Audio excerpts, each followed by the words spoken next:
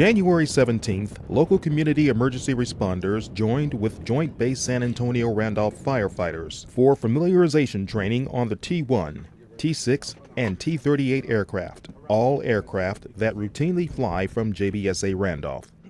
The training provides valuable knowledge to emergency responders that'll enable them to access a downed aircraft and safely rescue the pilot. The training began inside a classroom. Surrounding community and military emergency responders sat side by side, taking notes, asking questions, and learning the mechanics and systems of each aircraft. And then once that was completed, we went out to the aircraft and we spent time hands-on showing them how to gain access to the aircraft, how to shut down the aircraft, and then safely take the aircrew member out and away from the aircraft. Familiarization training covered many important issues on the minds of community responders. One lesson was an eye-opener for a New Braunfels, Texas paramedic.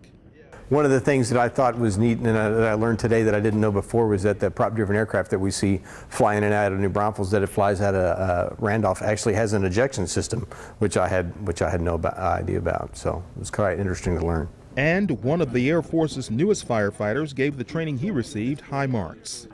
Now I know how to shut down the 3 types of aircraft that are on this base.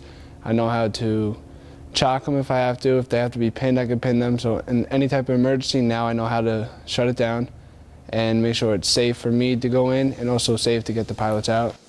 The flying mission at JBSA Randolph belongs to the 12th Flying Training Wing, which is known as the source of America's air power. Wing members are responsible for 4 single-source aviation pipelines: combat systems officer training, pilot instructor training, remotely piloted aircraft pilot, and basic sensor operator training. The wing also hosts the Introduction to Fighter Fundamentals program and conducts electronic warfare training for the U.S. Air Force and multinational forces. From the 502nd Air Base Wing Public Affairs Office, I'm Tony Hurst.